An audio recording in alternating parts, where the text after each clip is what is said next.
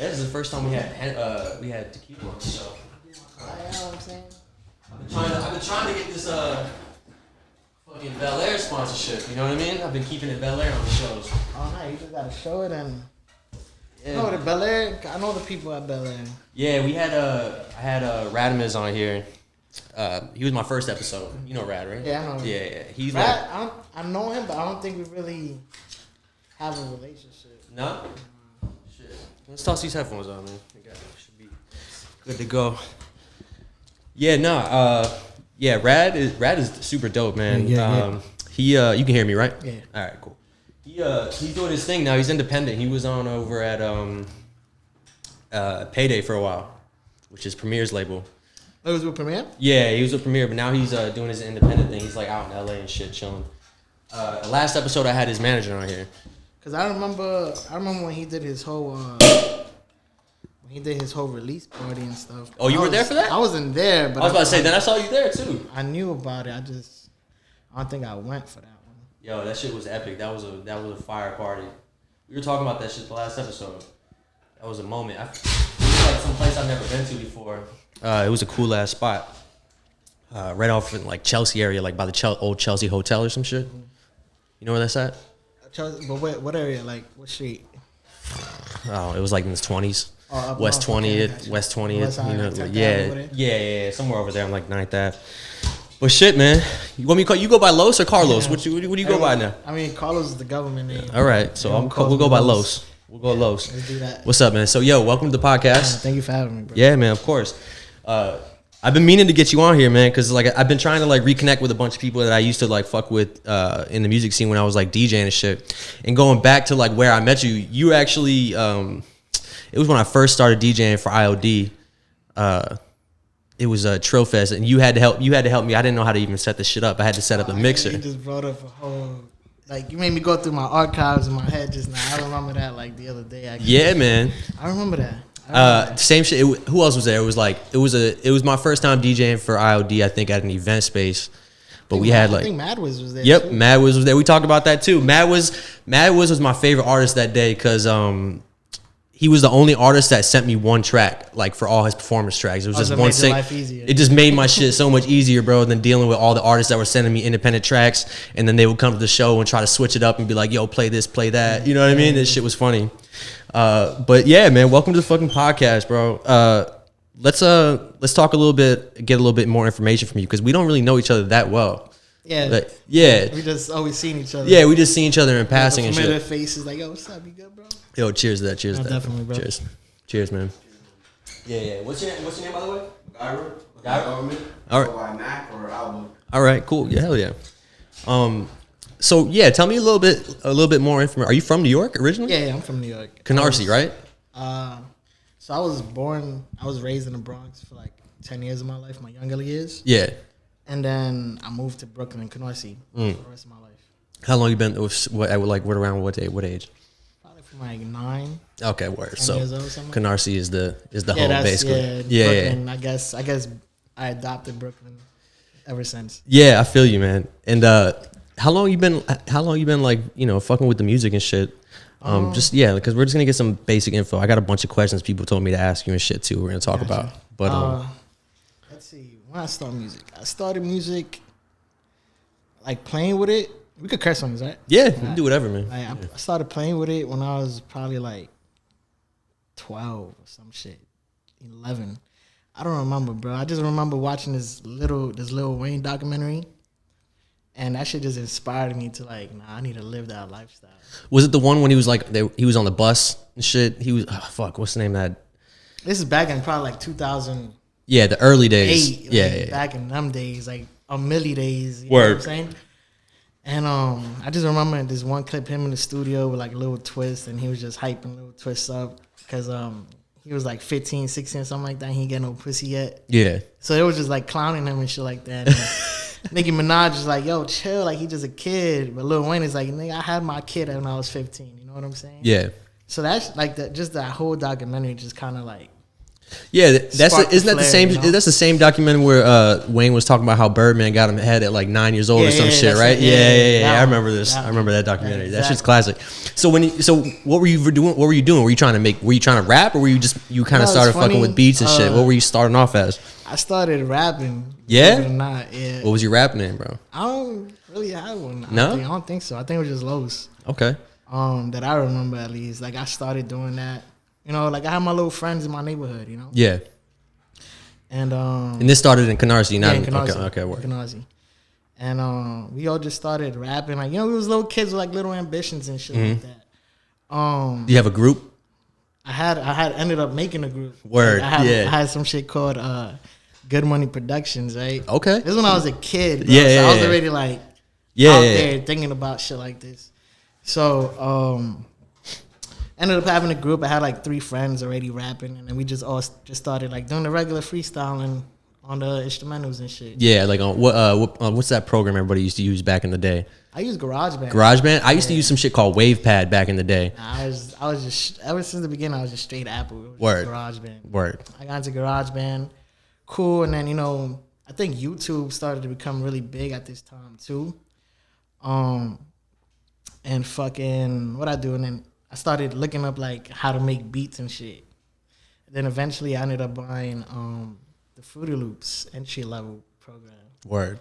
And then I started making beats, you know what I'm saying? And then I bought a big ass piano.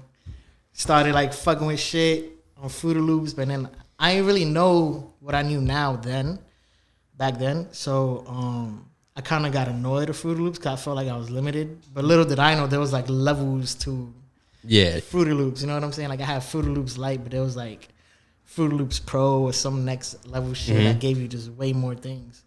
So I got rid of Fruity Loops and I ended up buying Logic. Yeah. And then I was just on Logic, making the rest of my beats. I started learning how to sample. Started sampling a whole bunch of shit. And so did you step away from the rapping like rapping with your group? Did you start making? Were you like the producer of the group now? Yeah. At this point, like I was basically orchestrating like everything. Like, hey, like you guys should get. Like at this point of my progress, I already had like 10 people in the group. You know what I'm saying? Oh shit. Okay, so this is a we big went group. from like 3 to like 10. You know what I'm saying? Like we would meet up almost every day at 12 o'clock and. It would be like a whole set schedule. Kind of every day, 12 o'clock, we just link up and we here till the last person leaves kind of thing. You know what I'm saying? We used to record in my neighbor's like garage. Word. And shit like that. I used to have like a mic stand, like a cheap ass microphone, and I just made it work. And yeah, I just got into Logic and started producing and recording. I didn't really know too much about engineering at the time. So everything sounded like shit, but it sounded good to me. The concept of it, you know what I'm saying? You knew it like it made sense. It could go somewhere. You know what I mean? Like there was no knowledge of like how to make the shit like crispier. You know what I'm saying? Like you know, a little preset, and then it just sounded good. And I'm like, all right, cool. Like save title of the song. Let's upload this. You know what I'm saying?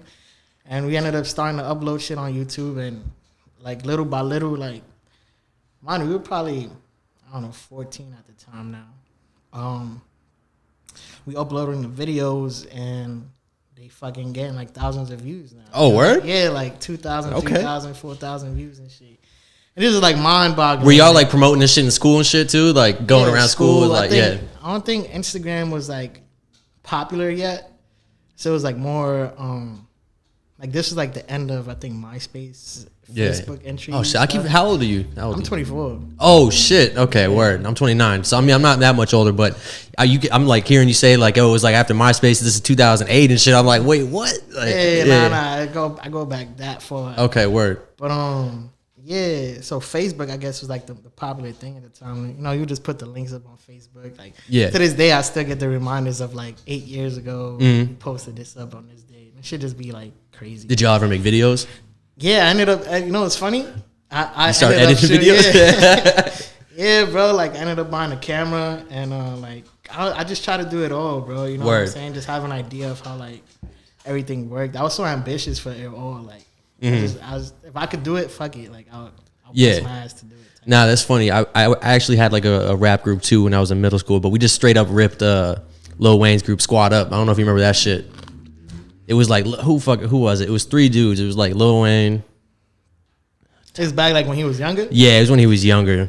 I forgot who else was in it. Far with Lil Wayne. Yeah, nah, yeah. See, and I'm also from South Florida too, so Lil Wayne was like the biggest. Was like the biggest shit. Yeah, it was like Lil Wayne, Gucci, Boozy, like all those dudes were like religion in Florida. There, you know what I'm saying? Like growing up out there. Dudes, yeah, no, that shit's funny. I don't even know why my mom even did this shit. She like went and actually got me a mic from the store, store and shit. I was just in my room trying to rap, like doing shit on WavePad, like I was telling you. It was just like some basic ass like basically like this type of program where we're just like recording audio, just talking and shit. It wasn't made for like making music, you know what I mean?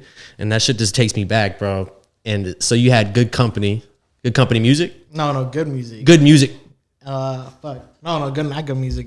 Good Money Productions. Good Money Productions. Okay, yeah, word. That's what I had when I was a kid, man. Okay. Actually, that's funny, bro, because I ended up getting like popular in my neighborhood. Yeah. You know, like legit. I ended up having a party in my crib. I had like my whole neighborhood there. Yeah. I actually became like a whole thing, bro. Like, you were like the dude that everybody in the neighborhood like would go to for like making beats and shit and shooting videos, or nah, just for like the recording aspect of it. You know yeah.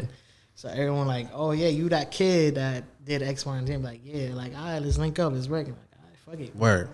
You know what I'm saying? And again, bro, I was a kid, bro, like 13, 13, 14. That's how I met Flip too. Oh, so yeah, we're gonna definitely get to talk about that. I read up on him and shit like that. I'm obviously familiar with his music, but he's from Canarsie as well too, right? Okay.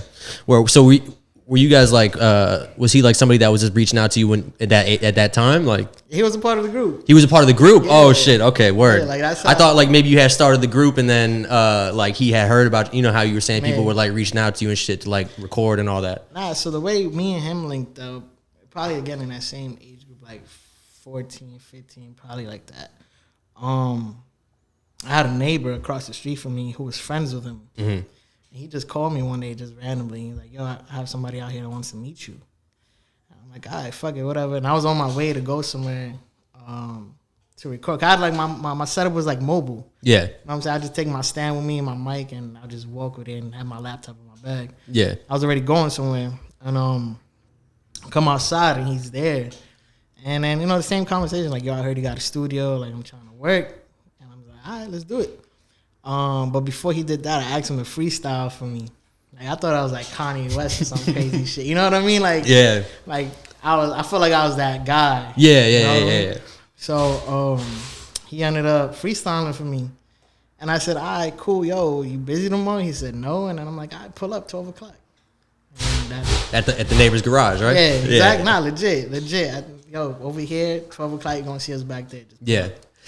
And talk to me how about like as time progressed, when you started going through like getting more into like high school and shit like that, what was the talent like that was coming to you at that point? Were you just getting even more and more people reaching out to you to come and record, or? Yeah. So after that, me and Flip recorded for probably like a year or some change like that. Then he had to leave New York.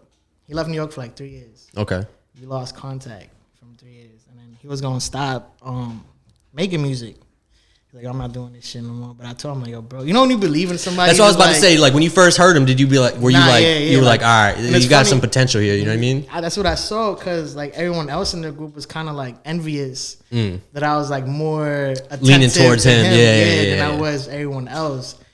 But, like, that's anybody's going to do that, to tell you the truth. Like, if you see, like, oh, shit, like, this nigga got it, like, nah, I'm a rock with him. You know what I'm saying? Like, no disrespect. Like, everyone else had the talent. You know what I mean? But he just had that singing voice. Like, he was talking about shit that everyone else wasn't talking about. That just, like, caught your ear. And I'm like, nah. Like, yeah. Nah, he got it. You know what I'm saying? Yeah. Just back when we was young, bro, 15. So, before he was telling me, like, yo, I'm leaving for a little bit. I don't know when I'm coming back. I'm like, yo, bro, don't stop making music. Like, when you come back, I'm going to have shit on Smash for you. And then, he left. And when he was gone for that 3-year period, when you said you guys kind of lost contact, did he come back when you guys did re-link up or whatever? Did he come back and was like, yo, this is what I've been doing? And he had music? Yes and no. Like, he had music because he had came back to New York, but we just never ran into each other until like one day on the train. We ran into each other and he played me this song he had recorded, I think, at the Brewery. What's it called? The Brewery? That's a studio in the city? No, it's in I think Williamsburg or some shit. I think Kid Cudi's engineer works in there, some crazy shit like that. I forgot the name of the studio. But he's like, yeah, I recorded this over there. And he played it for me. And I'm like, yo, at this point I already progressed. Like, I already got like my little street cred, you know. I was already inside the underground mix. Like I was already working with IOD and I already recorded Mad Wiz a couple times, you know. I was in tune with like Pro Era and them already. Yep. Like all of this happened during that time span that he was gone. So that was probably like that shit. That was probably the time when I met you then. Yeah. Like right around then. Yeah, like it probably right when he just came back, probably during that same time. Yeah, because I started my radio show. That's how I met Mad Wiz, Radamiz, all those dudes. I started my radio show in like 2011, 2012. You know what I mean? And then it transferred, like it actually like transferred off to like rooftop events and shit like that. And it's crazy. I actually we spoke about this on one of the episodes. I forgot who it was with, but we had we used to throw ciphers on campus. And we used to do one once a month, every Wednesday, or every other Wednesday, so twice a month. And we used to do it on campus at Brooklyn College. And at one time, there's YouTube footage of this shit. Like, I think Joey and them were still in high school. And Joey, Steez, CJ Fly. I don't know if Kirk was there. Kirk came on my show at one point, but I don't know if Kirk was there at that time. But they came through on like skateboards and shit. And we just like came through the cypher and started rapping. Everybody was like, yo, who the fuck are these kids, bro? And then maybe 2 weeks later is when Joey Badass video, right? The Capital Steez, what's that shit called? Survival Tactics. Yeah. That shit came out and I saw it and I'm like, yo, I sent it to the dude who I was doing my show with. I'm like, yo, these dudes look familiar. And the guy that we had interning on our show, like also kind of co-hosting with us, was like, yo, they were at the cypher, bro. Like this shit was crazy, yo. It was a crazy time. And that's basically like when I first kind of got put on to like all those guys. And you know, I eventually met Mad Wiz and Radamiz and Chris Wise. I don't know if you remember Chris Wise. Chris Wise is super dope. He's kind of like real silent with his music and shit, but he's super dope. His name is so familiar, bro. I have to see he was definitely there. You definitely seen him perform at Trillfest. I have to see his face, bro. Yeah, he was there. He's super talented. So familiar. Yeah. You definitely have seen him perform. He had one song. I forgot the name of it, but it was like very like DMX energy. You know what I'm saying? Like real like intense screaming shit. Like it was dope. I'm trying to remember, bro, because the name just hit me so hard. We can probably play his music. I can play his music for you later or some shit. Please, bro.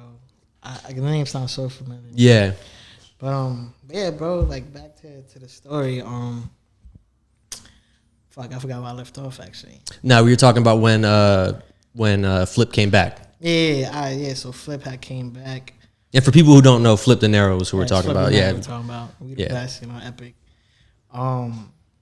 So yeah, actually, I ended up skipping around that story, but all right. So before he came back, I ended up working with the same group I had, but we slowly, you know, we started growing up. Yeah. Everyone in high school.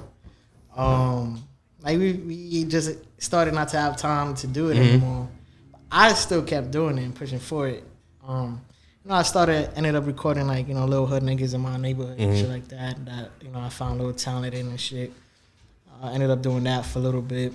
And then I ended up like linking up with like D from Pro Era. I don't know if you know D. Not Desi, but D used to be Joey's photographer. D Hines or whatever? No. Or is that Desi? D knows. I know the name. I can't put a face to his name, but I know the name. I've seen it before. Yeah, him. He was like Pro Era's photographer, like in-house videographer. Like okay, word. Yeah. Back when like Pro Era was, you know, big. And we linked up, and I started working with the group that he was like trying to manage and break. And during that same time, I ended up, Flip had came back already. We finally linked up. I had built my studio in my backyard. Yeah, we're gonna talk about that for sure. You know yeah. Like I built like a whole studio in my backyard. In the shed, right? It was in the shed in the back. Yeah, kind of like a little back area. Shed, yeah, I don't know what it was. I just built it, bro, and it was just a space. You know what I'm saying? Like away from the house. That I could just do whatever I need to do. So I created that space, and you know, they came, recorded. told Flip about it. Flip ain't believe me that I had it. Until one day he just caught me washing my car outside, and then he finally pulled up. And yeah, the rest is history. You know what I'm saying? Like, we ended up recording heavy. I ended up playing the music for D.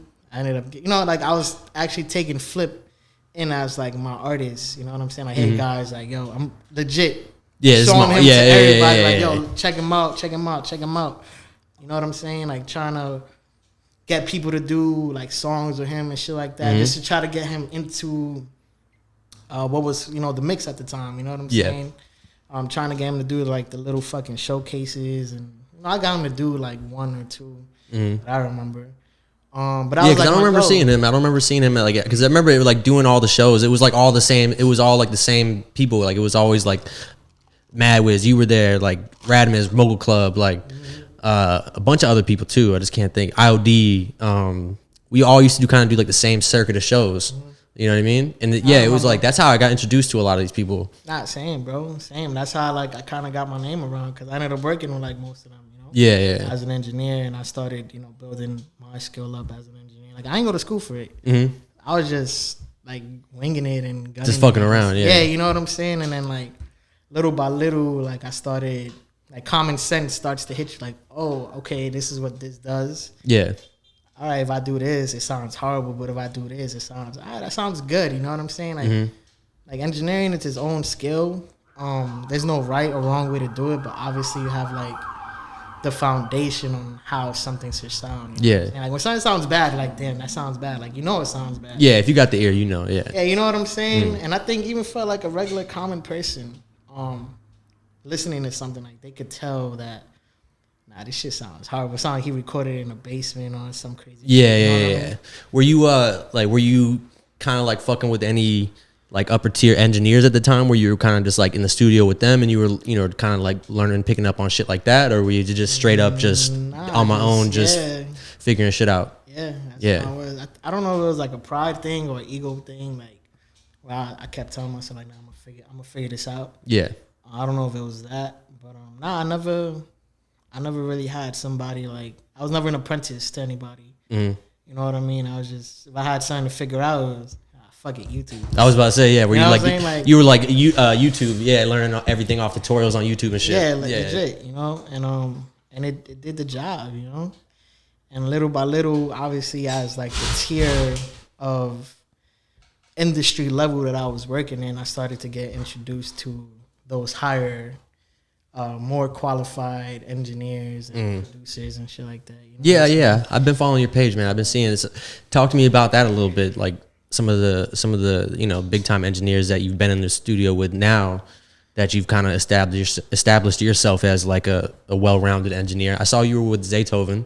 Yeah, I was with Zaytoven in Atlanta. He's humble, bro. Yeah, he's a church dude, right? That's what I heard. Like, I really talked to him about that. We were just more, mind you, we're listening to Zaytoven, like, kind of growing up. You know what I'm saying? Yeah. Like, you got the Migos, the young rich niggas. But I heard he doesn't even smoke or drink or anything, right? Nah, he doesn't. Yeah. He doesn't. Yeah. At least when I was with him, I never seen him smoke a blunt or take a drink. It's so crazy when I hear that too. When you think about the artists that he works with, you know what I mean? Like, like the studio was a cloud of fucking smoke when he was Gucci. When we were working with Gucci, OJ, like, you know what I mean? Like all those Atlanta dudes, bro. Like, it's so funny to hear that. Like, when you hear like this straight edge dude kind of making this like super edgy trap music, you know what I mean? I mean, you never know. Maybe in his younger days he probably did dabble into it, and then as he got older, Zaytoven it's a grown man. Yeah. He probably broke out of that routine already, and he's probably just doing the music stuff because he wants to, not because he needs to, And who else are some people that you've kind of been with? I've been with this engineer, mixed by Ali. Yeah. TDE, right? TDE. Yeah. Does all the Kendrick stuff. Radimus spent some time with him. I love him. Yeah. He's high as fuck all the time. Like, he's very like he actually complimented me on my work. So it's like, for him to do that, it's like, all right, cool. Like, I gotta be doing something right if this man with Grammys said, yo, your shit sounds good. You know what I mean? So who was I with? I was with Hit Boy. Yep. A couple times. Hit Boy is very quiet. Hit Boy is very quiet, but he makes his. He's focused. He's focused, yeah, bro. Like I can tell you that much. Like, yeah, he's very about the music. You know what I'm saying? Khaled, I've been with DJ Khaled a whole bunch of times. Yep. Even his engineer, his name is Ayo Han. I'm not familiar with him. He, but no. he does. He's like Khaled's, like what I am to Flip. Yeah, is what he is to Khaled. You know what I'm saying? Mm-hmm. It's a producer named Ben Billions. He did a whole bunch of Florida stuff actually. Okay. Kodak, he did a lot of Kodak shit. Shout out Kodak, man. That's one of my favorites. Yeah, Kodak is a crazy guy. Fucking legend. Kodak, I think he did a couple Migos stuff. He does a lot of shit for Khaled. Yeah. Do you remember a time like how you said Ali like kind of gave you credit on one of your tracks and said it sounded good? Like, do you remember like the moment in time where you like you realized that you had stepped your game up? You know what I mean? Like the record that was like you showed people and everybody was just like, "Word, this shit is fucking classic." Like this shit sounds really good. I don't know, because I think that's like more an opinion thing. It's true. Because I could say it is like the greatest mix in the world, and you know my friend over here could say that shit is fucking horrible. You know what I'm saying? Like I think that's more of an opinion thing. I don't really try to critique myself. You know what I'm saying on that aspect, because it's like you gotta treat every song differently. You know what I'm saying? It's like this song might sound, the song that I just mixed just now might sound completely different from the song I'm gonna mix tomorrow. You know what I'm saying? Yeah. I don't really remember like a crazy, like, not to say like me personally or somebody else. Nah, I was like when you realize like, okay, like I'm official, like I'm actually doing this shit for real. Like I think when I got my first plaque. I think like which plaque was that? Was it for Flip? Leave Me Alone? Yeah. Okay, word. So I was gonna talk about that, the Leave Me Alone record, because you got more than feel it, pour drinks, pour up. You got more than one plaque. Yeah. I read it. You got 5 platinums, 5-time platinums, and 2 golds, and they're all with Flip. Yeah. Okay, word. Yeah. Outside of Flip, like what has there been any other like type of like genres that you've been fucking with that people don't necessarily know about, or are you kind of sticking in the rap like hip hop world? I'm more in the rap and the hip hop world. I've been trying to branch out to like R&B and stuff. Yeah. It's just sometimes the artists that I would like to work with, I guess they don't take the craft seriously for themselves. Mm-hmm. So I never get the opportunity of like actually working on their songs. Yeah. You know what I'm saying? And sometimes it'll be scheduling too. Like, I had this one person who would send me a track, and then I'm like, yeah, I'm gonna get to it. You know what I'm saying? But Flip is like, he's your main priority. Yeah. You know what I'm saying? So when it comes to his music, if he says, yo, we gotta go, I gotta put everything down and go to that. You know what I'm saying? So I probably missed out on something on that situation.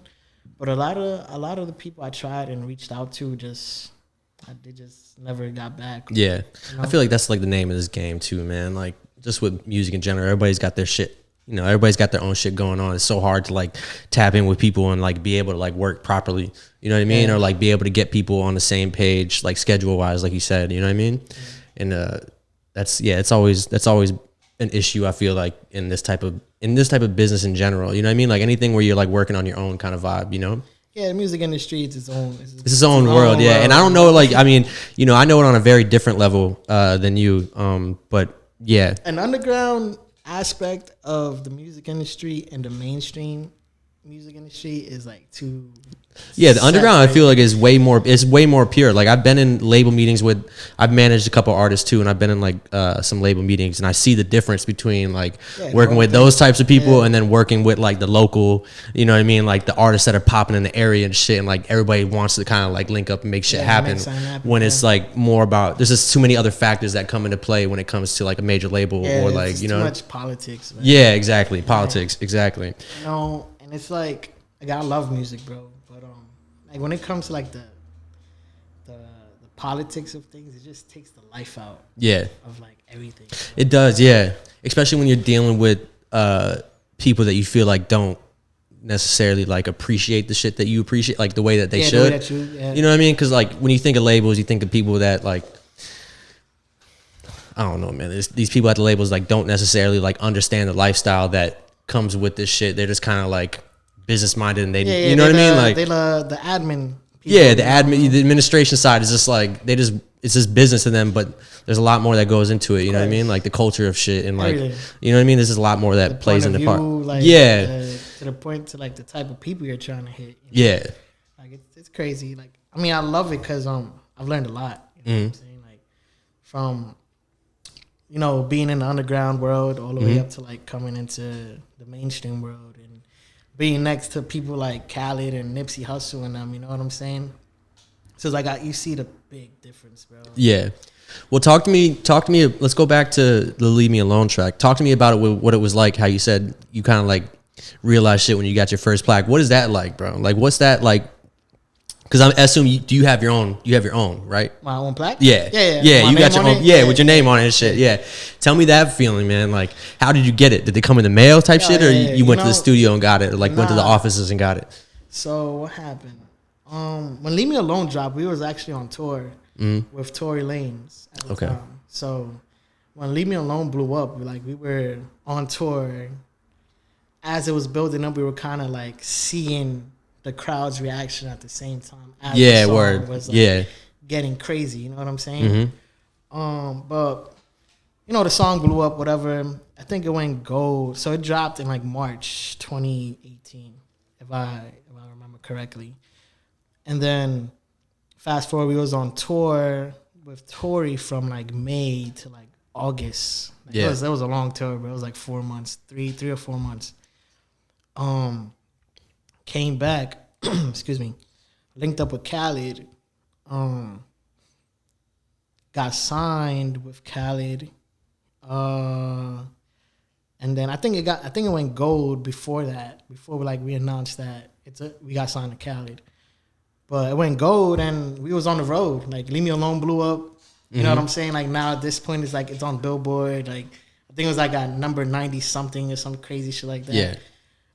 We was on the road doing like radio runs, like appearances. Like this is like the actual real transition from like the underground trying to blow up to like the mainstream. You know what I'm saying?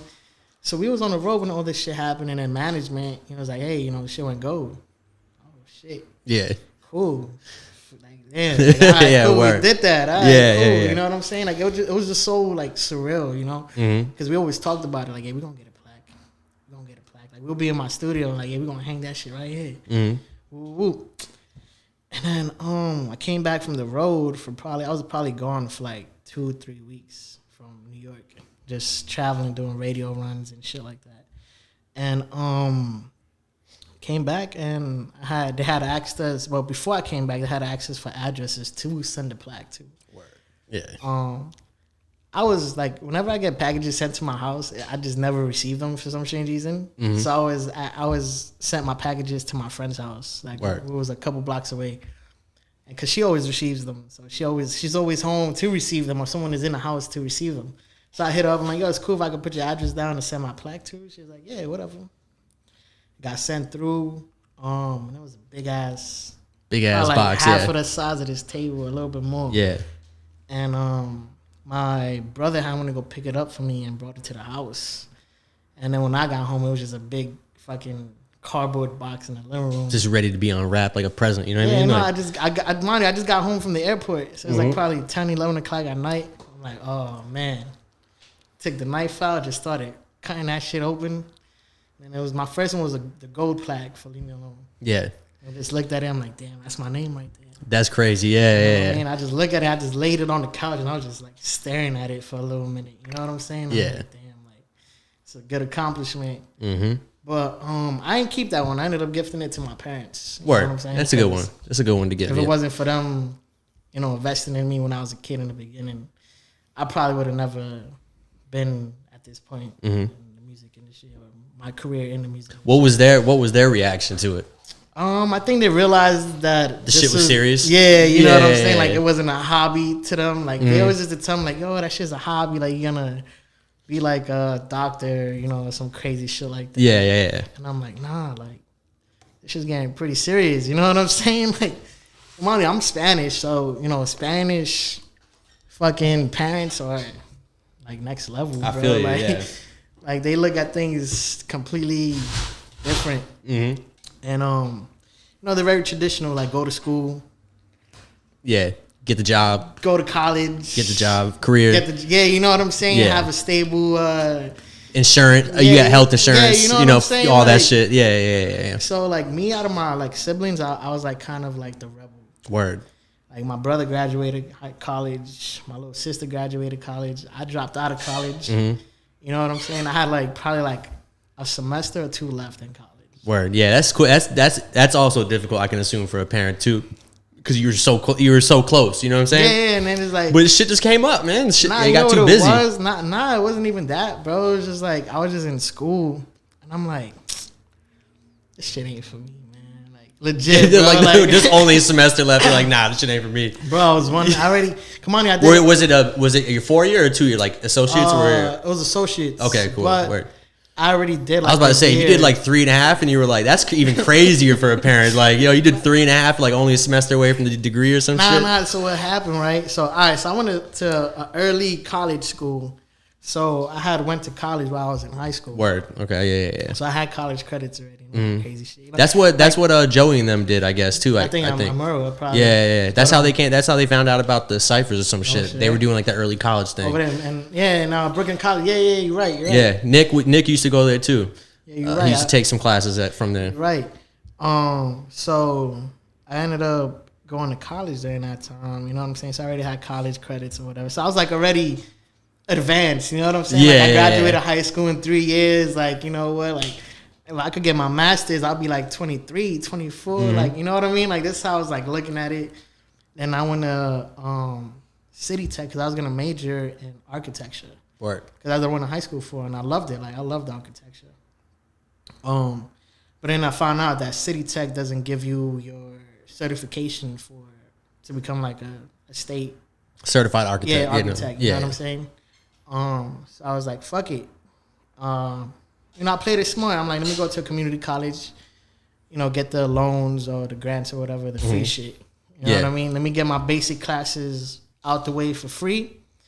And then once I graduate that with associates, I'll go to like Cornell or some crazy shit. Yeah, word. And like go to a college that actually gives you your certification for architecture and shit. But I was already in my year in, and I was like, I was just like, it's probably like 11 o'clock in the morning. I probably just got out of my last class, and I'm like, I just texted my mother, I'm not coming back. You know what I'm saying? I'm like, yeah, I'm not doing this shit no more. You know what I mean? Yeah. She was like, like my mother was just like, she didn't know what to say. You feel me? She's like, yo, my mom would have fucking lost her mind, bro. Nah, you know what it is? My parents too. You know what I mean? I love my parents because they had their ways, like their ways they thought things should be. Yeah. But then they never limited me from doing what I wanted to do. Word. Yeah. Like I was 13 coming home at like 2 in the morning. You know what I mean? My mother would be waiting for me at the door. Yeah. Ready to knock me out. You know what I'm saying? Like that, I was that type of kid. But yeah, I dropped out, and obviously, I was always smart and I always like strategized my life. Yeah. So I'm like, I'm gonna focus on the music shit, but I'm like, there's always like that what if, you know what I mean? Like what if that really doesn't play out, you know what I mean? And so I went to trade school. I ended up going to trade school. I didn't even graduate that either. What was the trade? Automotive technician, so mechanic. Okay, word. You know what I mean? And I already had a passion for cars, like even before I started going to trade school. Mm-hmm. So I went to do that, and I didn't even graduate that. So I feel you. Yeah. Sometimes like the structure of shit doesn't make sense, bro. Like, now you know what it is when you start, you get excited because you don't just randomly work on a car in the street unless you have somebody to bring you in to do it. You know what I'm saying? You get what I'm saying?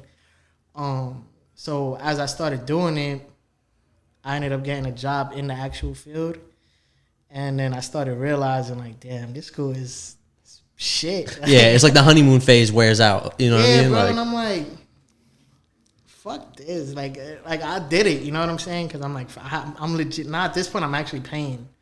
Like this, I'm taking out loans to go to the trade school. It's like 32 G's or some shit like that for like a 1.5 year program. And I failed on my last class because of time. Like they were really strict on time. Word. So if you were late or you missed too many days, like you failed. Like don't even pass. They don't even care if you have good grades. If your time wasn't on point or like in that bracket that they allow it to be. Yeah. See, that shit always never made sense to me, bro. I played baseball in my first 2 years of college.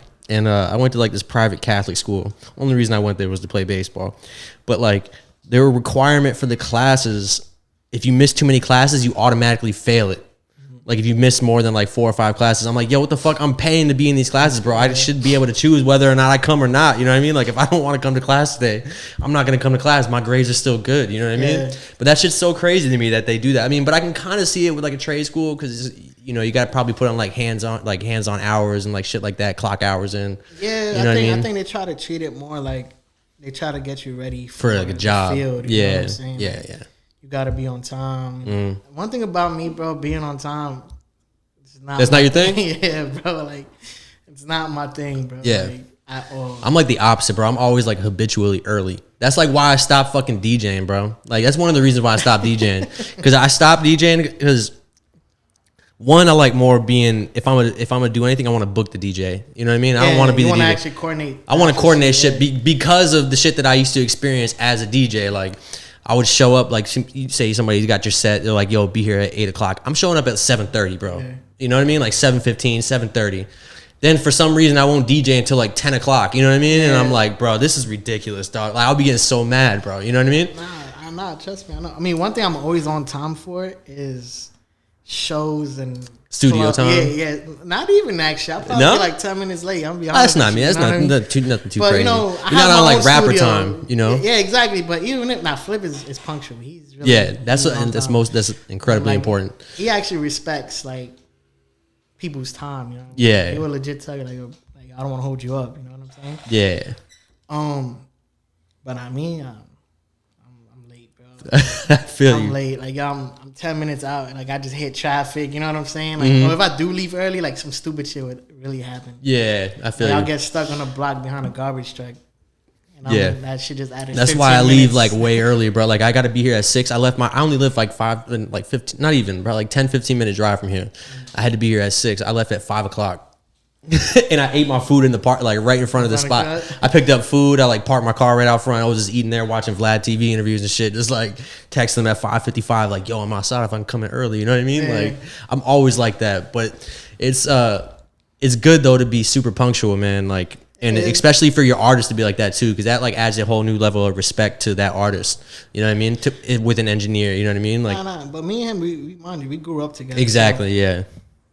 We have our chemistry, you know what I'm saying? We already know how we are, you know what I mean? We already know where we fuck up at and like what we good at, you know what I mean? Like Flip don't bother me. Like when I swear to God, bro, it would probably take us, if we really just record, like recording time, probably like 30 to 45 minutes to record. Now is he an artist that comes in with everything already written? Yeah, he's a writer. He's not one of those artists that punch-ins and shit. Like, yeah. And I hate it, bro. Yeah, I can imagine that as a producer, as an engineer and shit.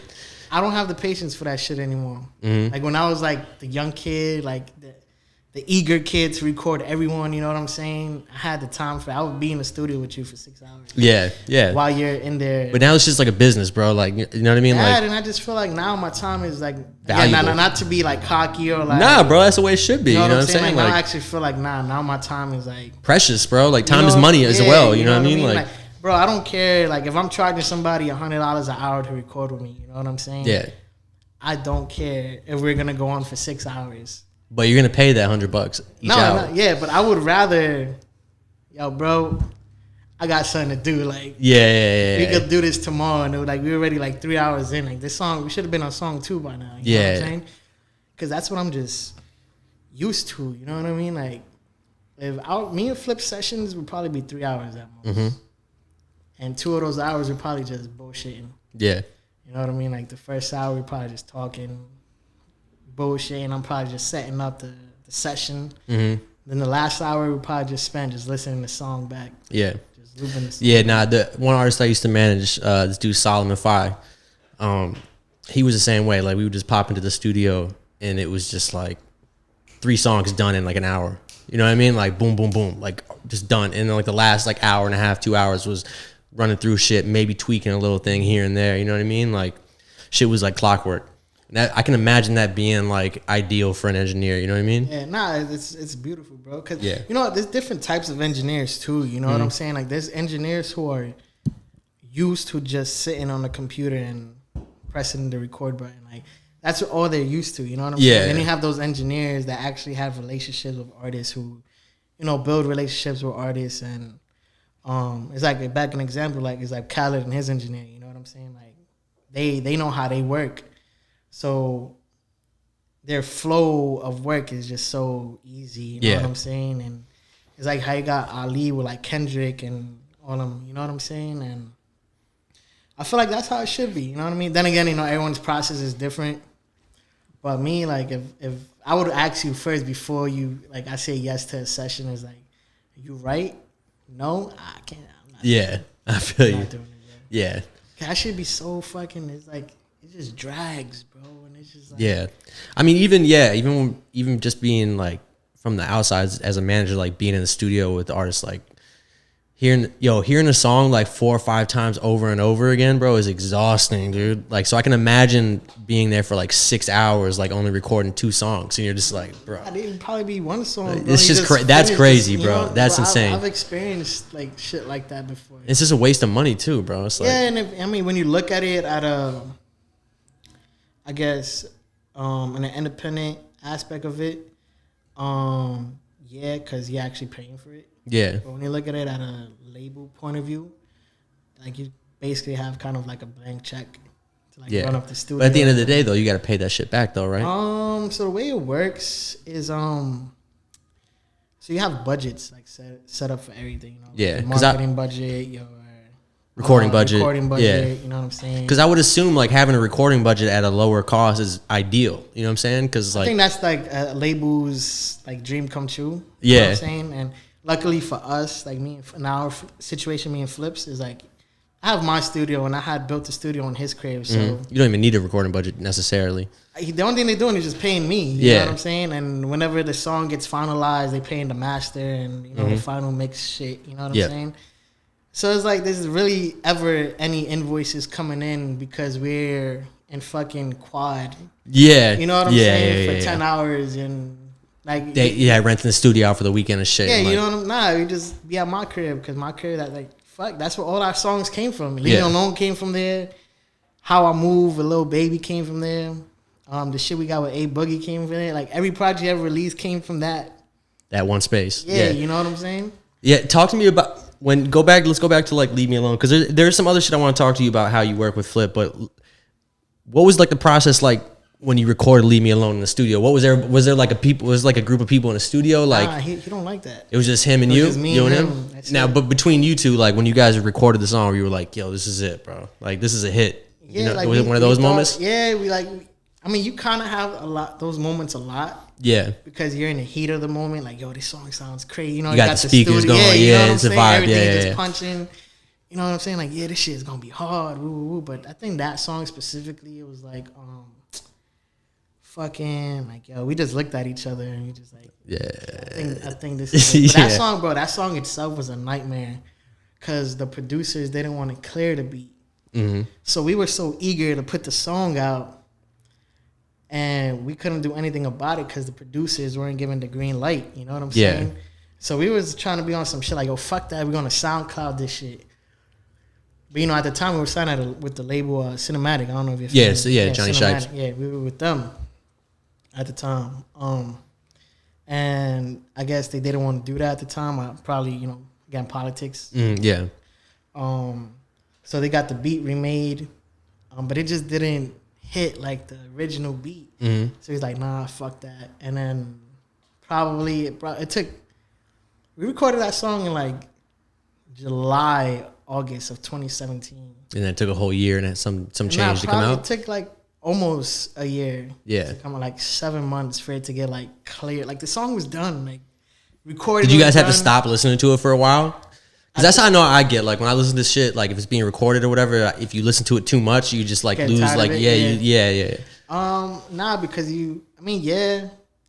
yes and no. We did because we ended up starting to get ended up becoming like a thing where we thought the song was just never gonna come out because the producer didn't want to clear it. You know what I'm saying? Mm-hmm. Like that's what ended up becoming. Like, oh fuck it, whatever. Like this song is never gonna get cleared.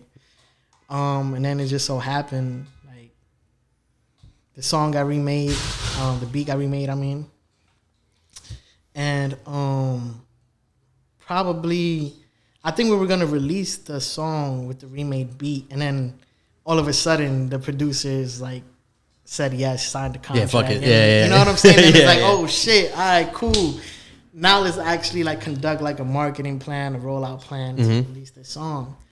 You know, and then it released in March, like sometime in March. I think we released because we had one at South by Southwest. That was a crazy experience. I've never been to South by Southwest. I missed out on it. It ain't what it was. I heard it's not the same anymore, but too many labels got their hands in it now. Yeah, I used to work at Mass Appeal for a while, and they did like a Mass Appeal. I think it was like a barbecue event that they did. I forgot what that shit was called. But yeah, like Nas would headline it. We had like, because at the time when I was at Mass Appeal, we had Nas, Boldy James, Run the Jewels, Dave East, a couple other people, Bishop Nehru. I forgot about Bishop Nehru. Yeah. Oh shit, there was somebody else, bro.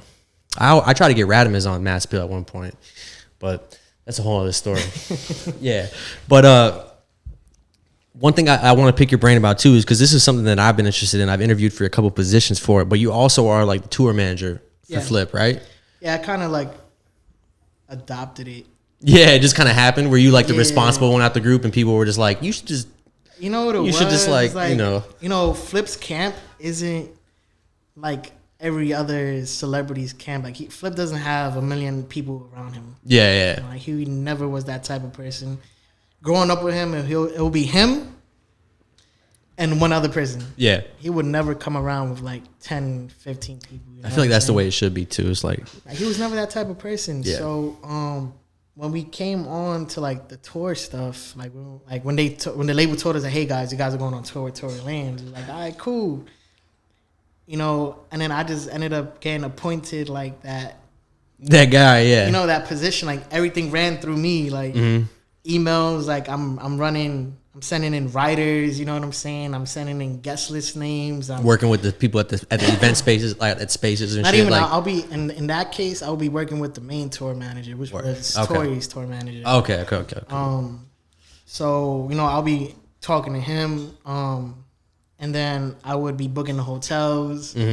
Like basically like kind of budgeting it out completely. Yeah. You know what I'm saying? Like we didn't have a big budget. Like, bro, we was in a Escalade for 4 months. It was 4 of us. Word, yeah. You know what I'm saying? Like we really had no Mercedes Sprinter van? Nah, we didn't have that luxury. You know what I'm saying? So, like we were really like trapping out the truck, bro. Yeah. Like we drove, like the first show was in San Diego. We drove from New York to San Diego. Word. That shit was intense, bro. Yeah.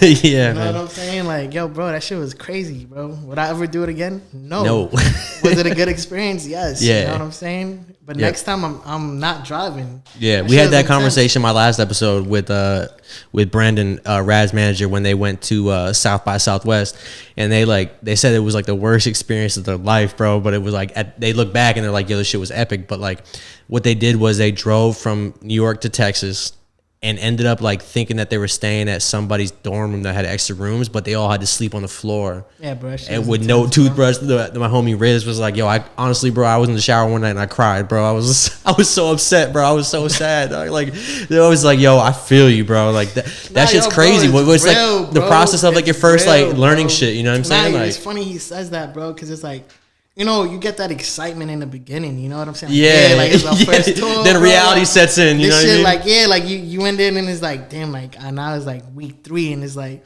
mind you, bro, you around the same people. Yeah. You know what I'm saying? 24 hours. You need a break and shit sometimes of the day. Yeah. So what I would do is like, while we were on the road, if I saw this again, this is when Airbnb was like a thing, like a crazy thing. Yeah. If I saw the price of an Airbnb for a house was the same price for a hotel room, I'm booking the Airbnb instead of the hotel room. Yeah. You know what I'm saying? And obviously it's priority, so on who gets rooms. Artist gets the room. Yeah. I'm getting the room. and the next person up would be the DJ. Yeah. You know what I'm saying? Like it's seniority too. You know, the OGs in this group is me and Flip. Mm-hmm. And then you got the DJ and then the photographer. It was 4 of us. Yeah. So I always had a room. Flip always had a room. And I'm like, I try to get a spot where everyone kind of had their space. Yeah. Because it's like, you know, it's a mental thing. You know what I'm saying? Yeah, you need like, a little. Yeah, you need to be able to like be comfortable at least to like be able to work and produce and be productive without being like stressed out of your mind. You know what I mean? Yeah, and then you also start seeing like you know that saying where it's like you don't know your significant other until you start living with them. Yeah. Like you start seeing, it starts testing friendships and shit. Yeah, you know what I'm saying? We had some like moments. You know what I'm saying? Yeah. And it wasn't like moments of that we didn't fuck with each other. It was all moments that we just been around each other for too much. Bro. Yeah, you know what I'm saying? Like there'll be times, bro, it's like the car is just quiet. Or was there ever times like where everybody was like clowning each other too much and it like everybody was getting kind of tight? You know what I'm saying? Like shit like that. You know what I mean? Everybody's trying to make the best things and everybody's like getting trying annoyed. to make the best out of it. You know what I'm saying? The youngest person we had in the group was our DJ, Cam, my son Killer Cam. So he was kind of like the child in the group. You know was he 20? How old was he at the time? At the time, I think he had just turned 19. Okay, word. Yeah. You know what I'm saying? I think he just turned 19. And me and I think our photographer was the oldest. Mm-hmm. And then it was Flip and then me. Yeah, you just start seeing everyone like how they live. You know what I'm saying? Like, yeah.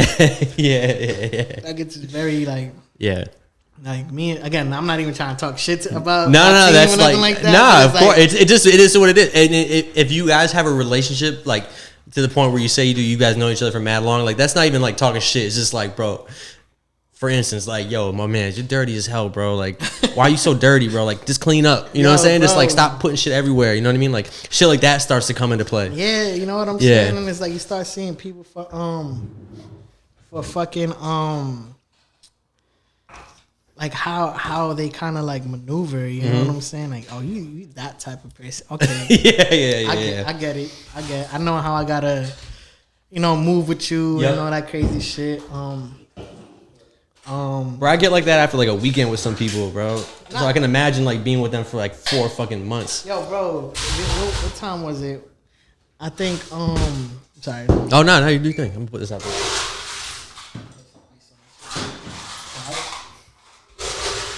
And that hasn't been touched. It's just been poured. You know what I mean? So no germs in that. Corona fake. You know? Hey, you know. Let me stop. But nah, like. Oh, man. Cheers, man. Cheers.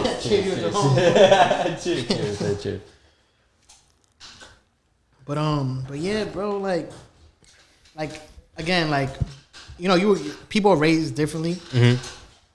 Like I was raised to like handle my own. Flip was raised to handle his own. Like Flip is from the streets, you know what I'm saying? Yeah. Like, he has more of a street background than I do. Mm-hmm. Our photographer, he was just more mature.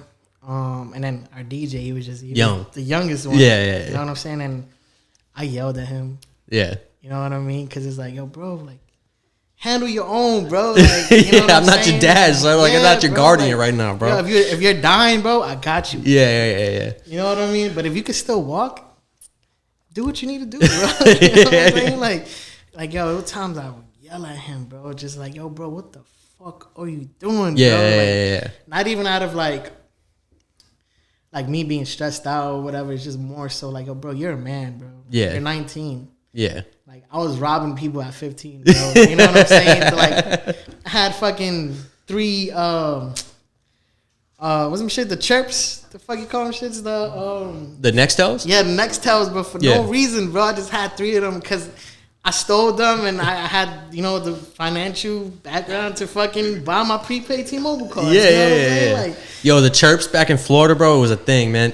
In Florida, like, I don't know if you ever really spent too much time down there enough to like to understand like the importance of like sped up music in South Florida. I don't know if you ever got put onto that.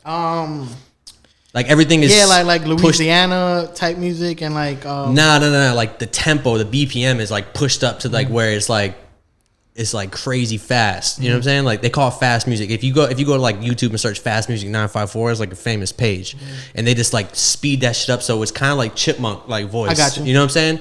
So back in the day, like people would be walking through the hallways with Nextels like or the Metro hanging from a necklace around their neck and shit, like the rope. You know what I'm saying? Like that was super big. Like the chirps. You know what I'm saying? Like that was a huge thing. That was big. Yeah, I had 3 of them for no reason. Yeah, man. You know what I'm saying? Yo, I feel like I gotta fucking hold on. Let me see if I can find some shit. Let me just give you an example. Cause we could play this. The last time I played music on here, it got taken down from YouTube. They hated on me. Yeah, I don't know how to get around that. I think you probably have to like.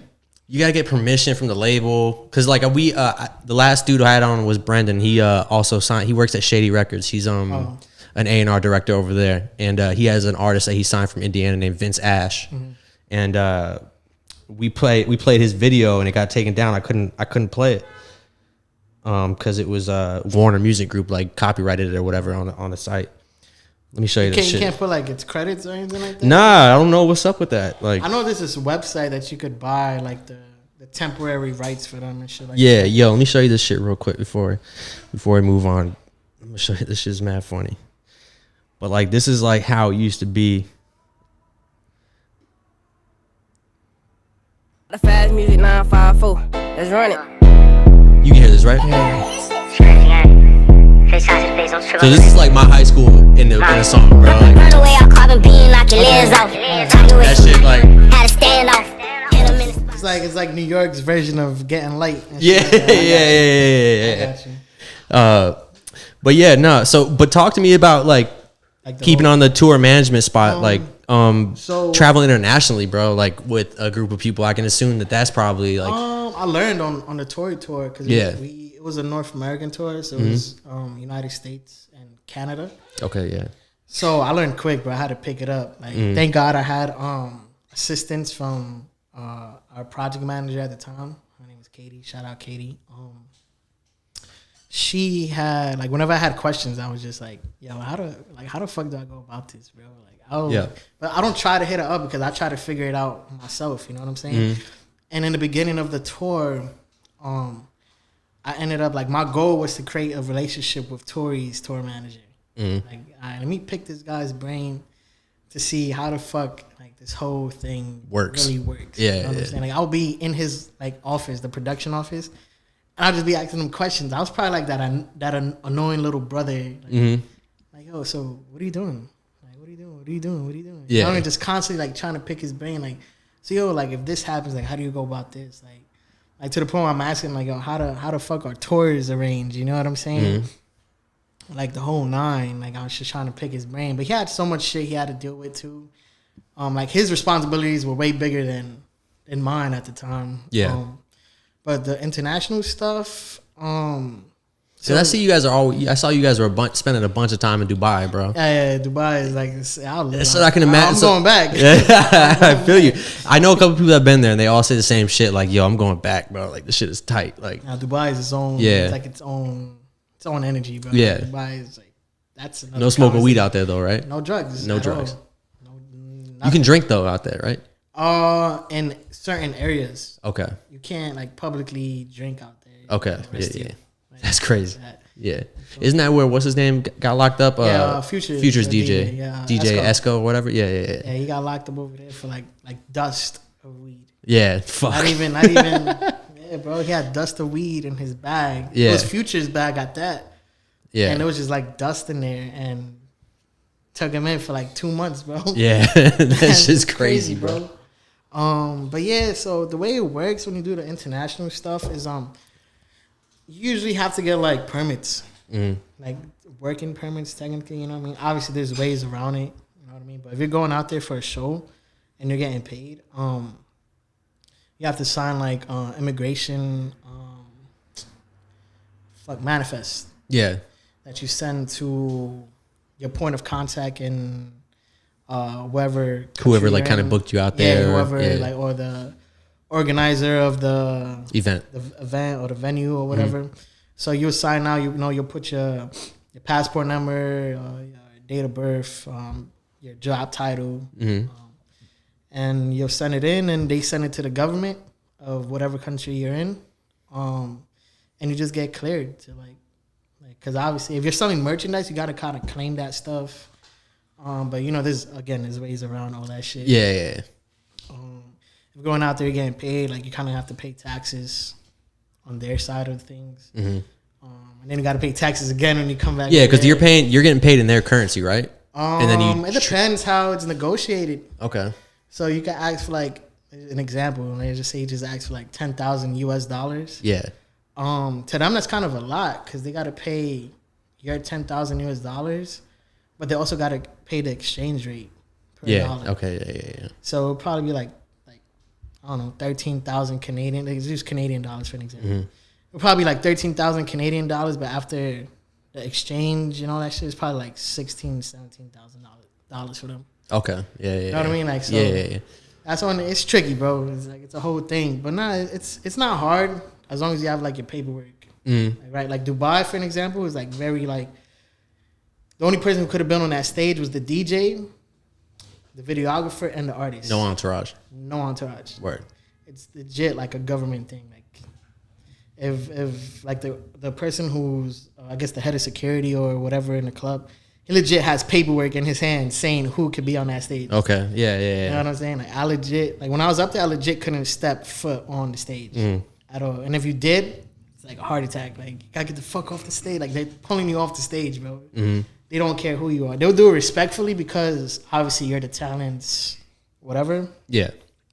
But like it's strict in certain places. Yeah. Dubai especially. Did you guys have you done European tours? I haven't done Europe yet. So that's what I was going to ask you about that because, I've heard from multiple artists. I mean, and you just hear it all the time, like going to Europe and performing in front of European fans is like a whole totally different experience. And also I heard the money is better over there too. I mean, yeah. I mean, you think about it, the Euro's kind of... We're poor in Europe, technically. Our money is shit compared to Europe. I forgot what it was. I went to Paris like a couple months ago, or like a year and a half ago, because it was before a pandemic. So yeah, year and a half ago, and the exchange was wild over there. It's crazy. You really have to like have money to go to Europe. Yeah. Now, I mean, you got to think about it. Just a general idea of it is like, and I think it's kind of weird too that it's this way. But if you think about it, the only music that's really international. Mm-hmm. It's Spanish music and any music that comes out from the United States. Word, yeah. Think about it. Do you listen to like music from the UK unless you're really into? There's like there's the obvious is like the Gigs and the Skeptas and shit like that and but yeah, I wouldn't say like European music or any other country's music is kind of like super popular on this side. You know what I'm saying? Exactly. Because it's like American artists want to go to Europe and pop over there because it just expands them. You know what I'm saying? It's also the same way around. Like true. The other way around is the same thing. Yeah. They want to come. Their dream is to blow up in the America. States, Yep. You know what I'm saying? Yeah, true. So it's like when Ella May came from the UK when she signed with Mustard. Yeah. It's like it was like a dream come true because like it's like a once in a lifetime thing for that to happen. Like, let's think about like who really came out from like Europe. That like became big. Became super big, yeah. You know what I'm saying? Shit.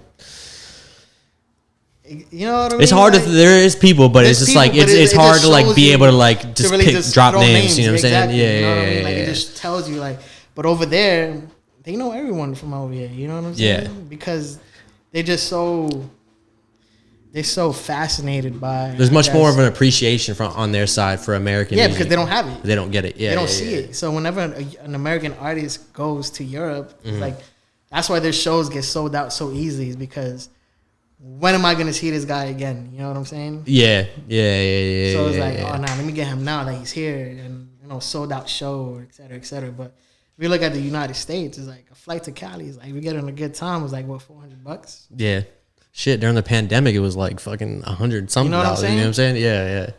So you could really see anyone you want to, and everyone who's lit is from the States. Yeah, that's true.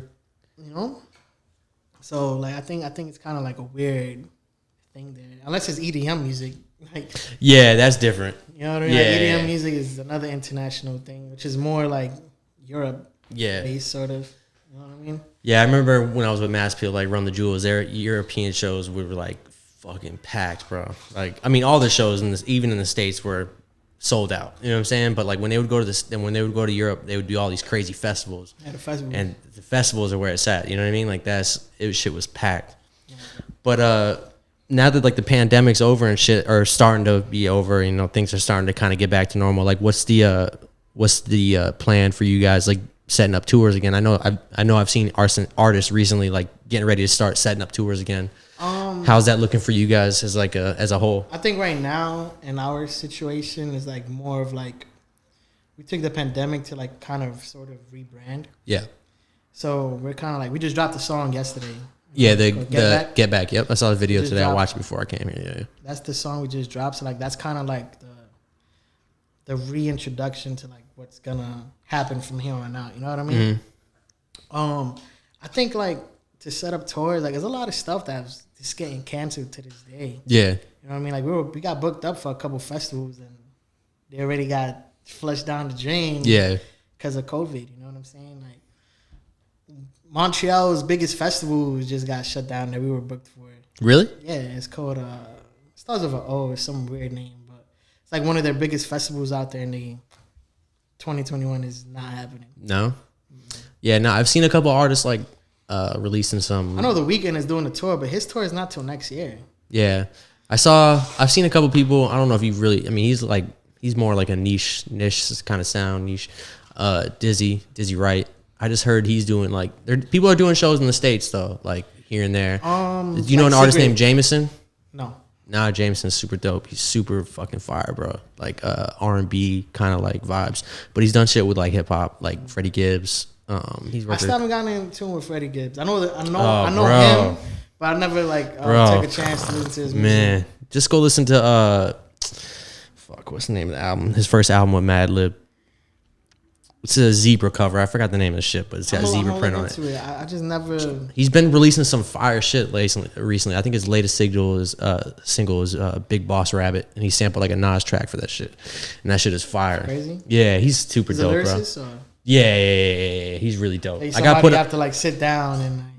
One of them things you just on a drive and you just listen to it. Yeah, kind of, but it's like not like super intense, like where you just get it's straight to the point. You know what I'm saying? Like, but you just know he's got bars. You know, it's like he was nominated for a Grammy this year or whatever. You know what I mean?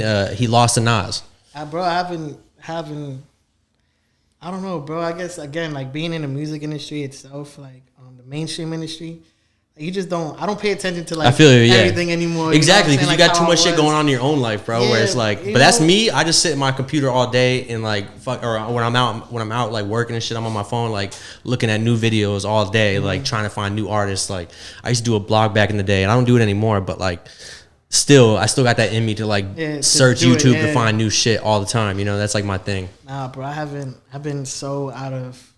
Yeah, I feel that's like usually usually the response you get from people that are like really working in the business right now. You know what I mean? Or like got their hands full. It's like I just got too much other shit to focus on. Yeah, bro. If it isn't like my inner circle, like the only like to tell you the truth, bro. Like the newest music I've listened to is probably Khaled's album.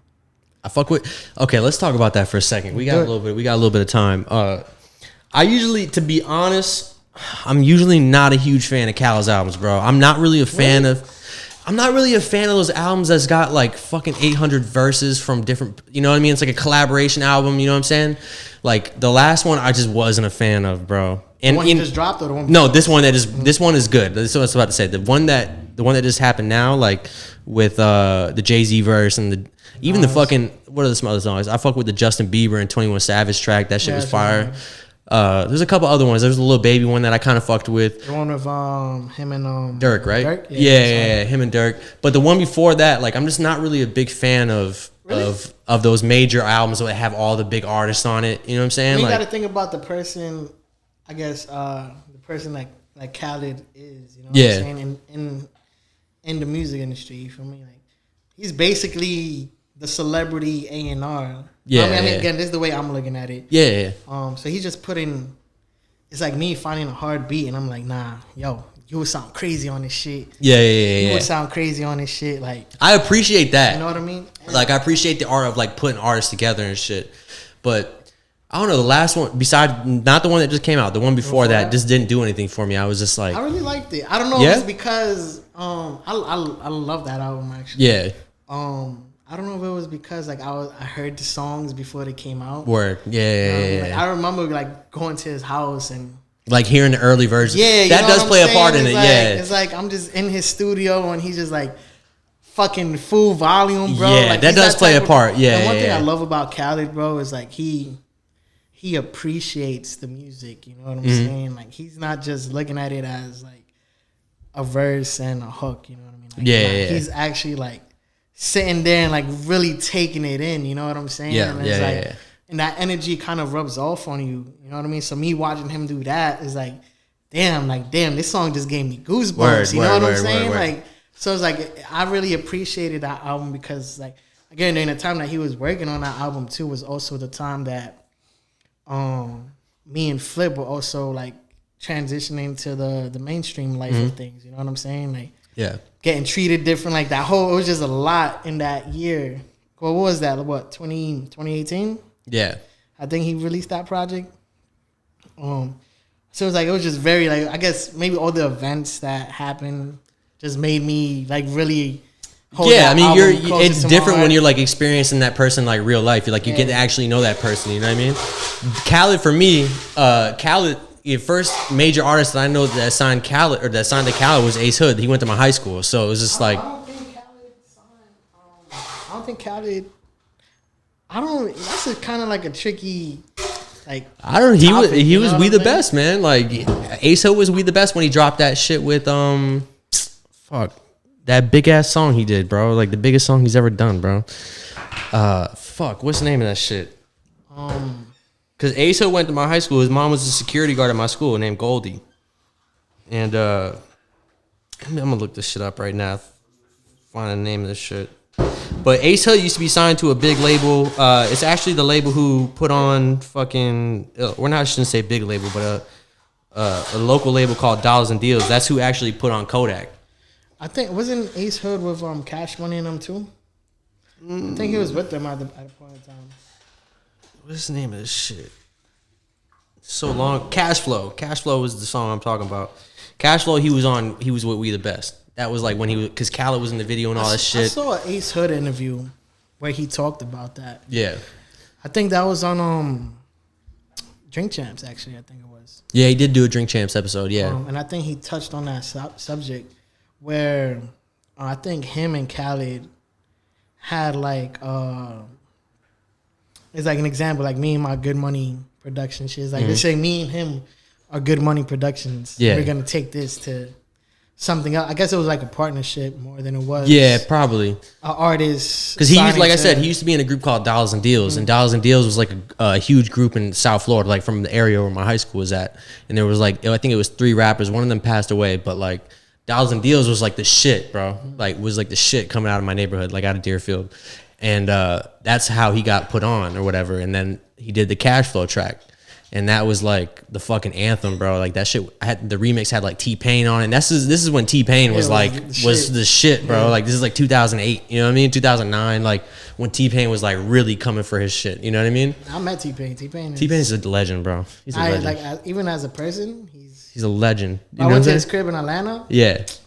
Rapper turned singer. I don't know if you ever really actually listened to that album. You ever listen to that shit? Nah, I haven't, bro. Listen to that album, think about bro. It, like T-Pain, I was listening to T-Pain when I was in fucking middle school. Yeah, see, I was in high school. You know what I'm saying? So when T-Pain was out, I was kind of looking at him at a different point of view. You know what I'm saying? And then 10, 15 years later, I'm in this guy's house in his studio and recording a song for his album. Like, this shit is intense. You know, like, bro, I'm like, so the way he has his house set up where his basement is like his whole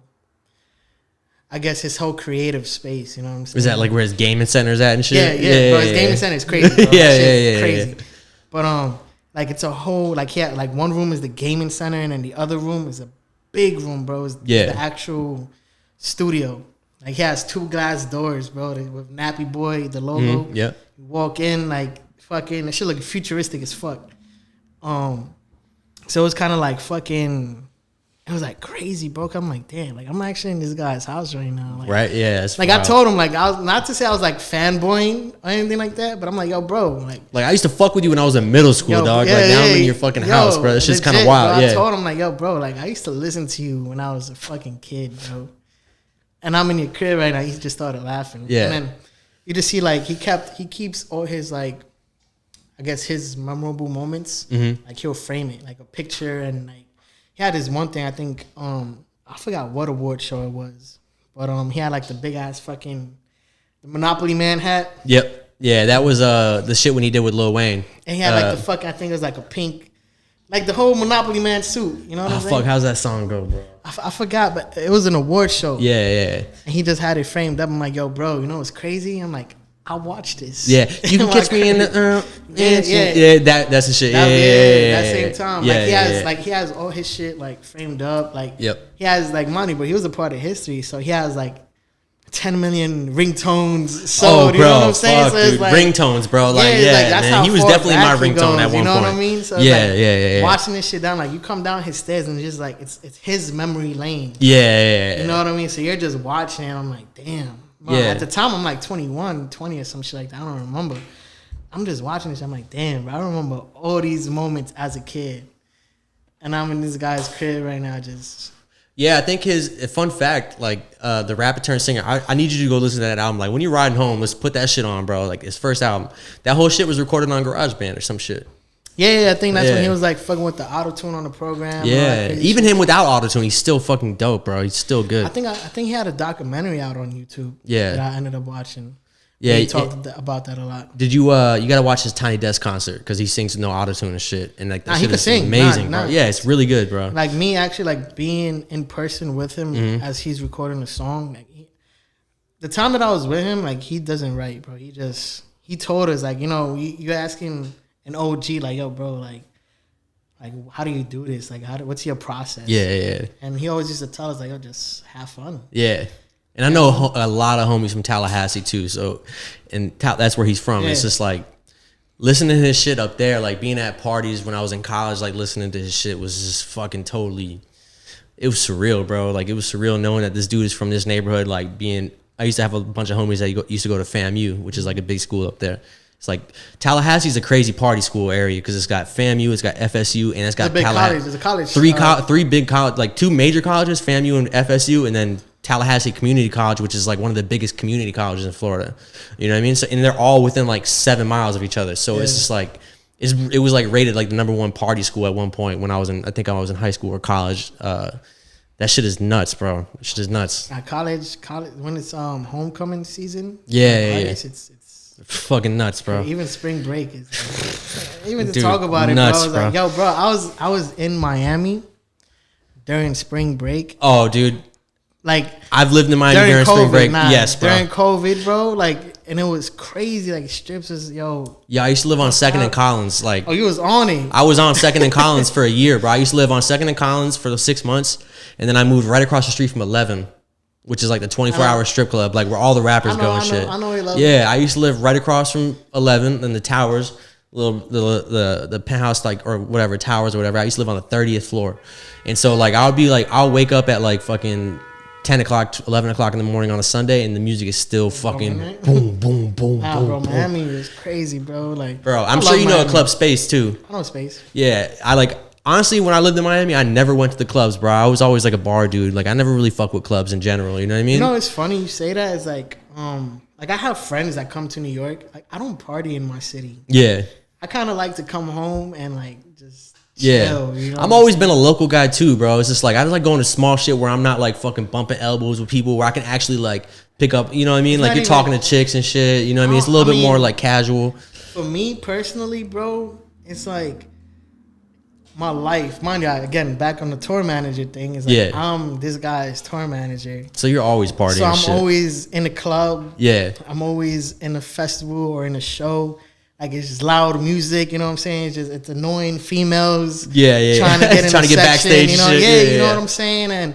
And then when I come home, bro, I just kind of just want to like chill. Yeah, sit back. Like, enjoy like the city a little bit on like a local this is like shit. my home, you know. Vibe, I don't go to clubs in New York. Yeah, I don't go to clubs in general, bro. But it's just like I go to feel clubs, you. But New York, I don't do clubs. I don't do strip. I mean, I'll probably do a strip club in New York. But yeah. I don't do clubs in New York. You know what I'm saying? If you ask me, like, yo, let's go to the club. I'll be real with you. I got no connections to clubs in New York City. That shit sounds crazy, but it's like I don't want to be partying in my city when I go to Miami and I get paid to party over there. Mm-hmm. Yeah. You know what I'm saying? So why am I gonna spend $1,000, $2,000 to get 3, 4, 2, maybe 2 bottles, if that, in a little section? You know what I'm saying? In New York. When I could go get paid to go to Miami and party for free, bro. Get a section, with like 4 or 5 bottles, and party for free. You know what I'm saying? So it's like my point of view of it is like, nah, I'm good, bro. Like, if somebody invites me to a club, I'm like, yo, am I gonna be accommodated? Because I don't want to wait online, bro. Yeah, nah, you let me in. I'm not waiting. Yeah, I'm not used to that. Bro. You know what I'm saying? I feel you. Yeah, same. I'm not shit, gonna pay it an entry fee, bro. Yeah. Am I good to come in? Like, you saying you're plugged up to get in? Am I good? Like, as soon as I tell you I'm outside, can I just escort walk in? Me you know what I'm saying? Yeah. If it's like, if I see you unsure, I'm not coming. Yeah. I'm not coming, bro. I feel you, bro. I would rather, you know what I'm saying, take my significant other, my girl, to dinner. Like, yo, what you doing tonight? I'd rather do a dinner than go party. You know what I'm saying? In New York City. That's just me, bro. Yeah, I feel you. Like, I go to Canada, fucking turn up in Canada, bro. Go to Miami, turn up in Miami, bro. I've been fucking Arizona, turned up in Arizona. You know what I'm saying? Like, I was in Dubai, popping bottles in Dubai. You know what I mean? Yeah. Like, I get paid to do this shit. Why am I gonna waste my money? This is to do. Yeah, I feel to you. do something I get paid for. Yeah, exactly. You know what I mean? Yeah. So that's how I look at it. But I don't party in New York, bro. Yeah, man. Fuck it. New York's party scene is weird, anyway. It is, man. But that's the cool thing about New York, though, is like there's a crowd for every type of person in New York. I've been in New York for 10 years, man, and like I moved back to Miami for a year. I took a year off from New York, and within like 3 months, bro, I was just like, "Fuck Miami, dude!" Like it's like the same shit over and over, bro. It's like Miami's a party city. It is. It's like people are like, "Yo, why don't you fuck with?" I'm like, go there and live there for like 3 months, bro, and then like tell me how you feel after, because it's like you going to the same shit. It's a different party under a different name, but it's the same people. It's the same shit. You know what I'm saying? It's like very repetitive. You know? Yeah. I mean, luckily Miami, I'm fortunate enough to kind of do what I could want to do, I guess. Yeah. You know what I'm saying? Yeah. Miami and Toronto in general. I mean, not Toronto, but Canada as a whole. I could do basically whatever I want to do. Yeah, that's what I just need to make one phone call, like, yo, I'm here. Yeah. This is what we're doing tonight. All right, cool. I'm going to set it up for you. Yeah. You know what I'm saying? It's Canada and Miami. I could kind of do whatever I want. Even probably Dubai, too, actually. I got some connected friends out there. And that's the way it should be. If you're going to, like, really party, you should just be able to set shit up and make shit run smooth, bro. It's like, I'm not, like you said, you're not trying to wait in lines. You're not trying to go through the whole process of being no disrespect, but being like a regular person, like going to the club and showing up, like, you know. I wouldn't even call it a regular, like the point of view of it as a regular person, but more so is like, it's like somebody who does stocks, you know what I'm saying? Yeah. Who does stocks every day, and then a random person comes to you with Robinhood, and it's like, get the fuck out of here, bro. Yeah, like, you know what I mean? Like, fuck that, you know? So it's like that kind of point of view. Yeah, man. Nah, I don't. New York, I'd rather do. There's a lot of nice restaurants in New York. Yeah, man. Enjoy yourself, bro. That's it. But yo, I appreciate you coming on here, man. I gotta come back. Yeah, man. This is gonna be dope. This is episode 13. So I don't know whether I don't know how many episodes I'm putting in this season, but this might be season 2. You know, 12 episodes a season. That kind of like makes sense. Yeah. So you might be the first episode of season 2. Season 2? Yeah, man. Yeah. Thank you for having me. Yeah, I appreciate you coming through. This shit was fun. Episode 1. Thank you for coming through, man. I appreciate you guys. Bro. Thank you for having us, man. Yeah, man. This shit was fun.